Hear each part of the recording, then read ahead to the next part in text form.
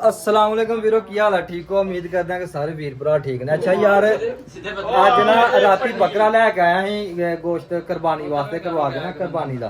इधर आ किधर चल गया हेलो इधर आ चौधरी बलोच सही बंदा पे गोश्त लेके आया राती है ते सारे बंदे तराज किया कोई कहंदा गोश्त सही नहीं कोई कहंदा पक्के दा सही नहीं कोई कहंदा कि पुराना गोश्त है कोई कहंदा तिना चारा मिक्स किया 12.5 किलो का बकरा लेके आया सी चौधरी साहब चंद साहब नहीं 12.5 किलो का पिछले ब्लॉग दे विच मैं रिकॉर्ड कीते दा गोश्त बनया क्यों नहीं सही क्योंकि उत्थे 3 हिस्से कराए तू ही पकाया यतीम वाला हिस्सा रूम चल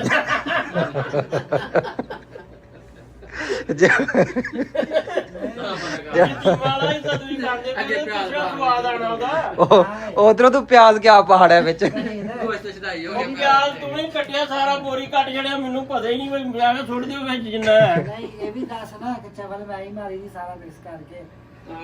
नहीं वो तो मैं आख्या कि मिक्स करके ते 3 हिस्से करने ने मैं तो सुते दा तू 3 हिस्से दे कब्जा करके रिश्तेदारां वाला हिस्सा भी ते आसफ साहब आपे खाई जांदे पे तुसी ते मौलवी साहब तुसी सियाणे बंदे अच्छा यार मैर साहब ने कह रहे ना कि मंडी जाना पूरा बकरा लेके आना उत्थे जिंदा बकरा लेके आना केड़ा बंदा है आसफ साहब जिंदा ही रूम च लिया के एग्री ने इस मामले जिंदा बकरा लेना चौधरी ते सारे बंदे दी उत्ते मोहरां लवाणियां जेड़ा बंदा पसंद करे वो ले जेड़ा बंदा ना पसंद करे वो ते फिर आप ही मोहर ला देनी है ले ए भी गल सही है सारे कहना छੱਡੋ परे मोहरा पा लिया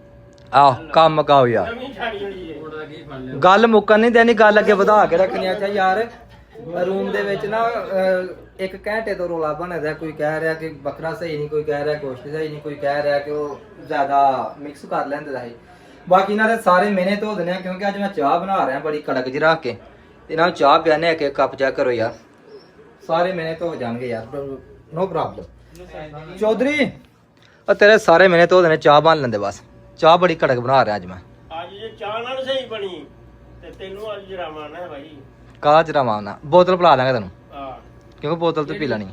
ਮੈਂ ਕਹਿੰਦਾ ਇਹ ਜਿਹੜੇ ਲੋਕ ਨਾ ਫੋਸਕੀਆਂ ਦੇ ਵੀ ਭਾਈ ਜਾ ਕੇ ਬੈਠ ਕੇ ਰੋਟੀ ਖਾਣ ਲਈ ਕਹਿ ਦਿੰਦੇ ਯਾਰ ਗੋਸ਼ਤ ਨਹੀਂ ਸਹੀ ਗਲਿਆ ਜਾਂ ਆਲੂ ਘੱਟ ਪਾਏ ਆ ਇਹਨਾਂ ਦੀਆਂ ਗੱਲਾਂ ਕੋਈ ਦੁੱਖ ਨਹੀਂ ਲੈਣਾ ਕੋਈ ਗੁੱਸਾ ਨਹੀਂ ਕਰਨਾ ਇਹ ਕਹਿ ਦਿੰਦੇ ਜੀ ਭਾਈ ਇਹ ਗਾਮੇ ਨੇ ਸਹੀ ਨਹੀਂ ਬਣਾਈ ਤੇ ਇੱਥੇ ਛੀਦਾ ਨਹੀਂ ਹੁੰਦਾ ਤੇ ਉਹਨੇ ਬੰਨ ਦੇਣੇ ਸੀ ਚੋਲ ਇਹਦੇ ਉਹ ਹਿਸਾਬ ਹੈ ਇਹਨਾਂ ਦਾ ਕਿ ਉਹ ਜਿਵੇਂ ਸ਼ੇਰਵਾਨੇ ਚ ਕਹਿੰਦੇ ਨਾ ਕਿ ਭਾਈ ਫੋਸਕੀ ਦੇ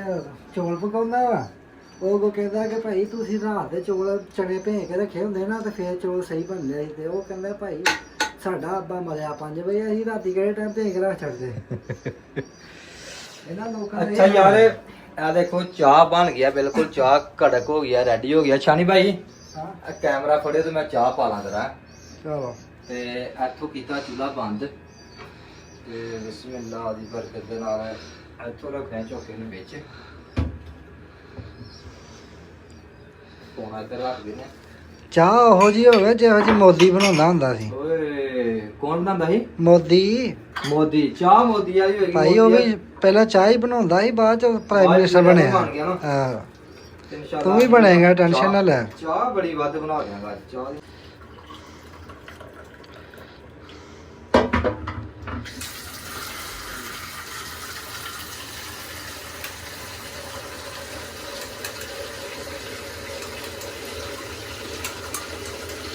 अच्छा यार वीरो चेक करो चाह दे माशाल्लाह 1 2 3 4 5 6 7 8 कप चाह दे भर दिते ने ते चाह दे के ने बंदे नु नाले पींदे ने बंदे आ चुकी यार उतों बिस्मिल्लाह दी बरकत या अल्लाह खैर जेड़े अंदर दो जने ना मेरा ख्याल है अमर नु ते भाई यासी नु टेबल ते ही दे आ अच्छा जी अल्लाह अकबर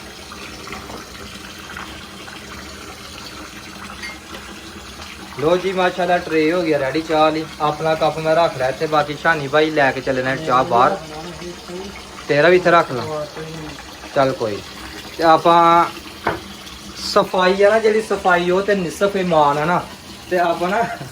इतों करके ना सफाई कर देना थोड़ी जी ए देखो क्योंकि जम जे तो सारी खराब हो जाती है इस तरह करके सफाई कर देनी सोहनी करके साफ सुथरा माहौल एक बारी जो पत्ती पुत्ती कढ़ देनी है तो आवाज पानी भरन देना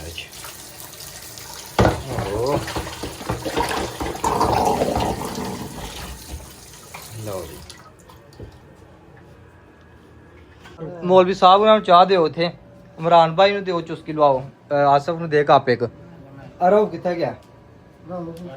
ਰਊਫ ਓਏ, ਆ ਰਊਫ ਆਇਆ ਟੁੱਟ ਪੈਣਿਆ। ਉਹਦੇ ਉੱਤੇ ਜੜਿਆ ਪਿਆ ਆਏ ਆਏ ਹਾਏ ਹਾਏ ਹਾਏ ਹਾਏ ਹਾਏ,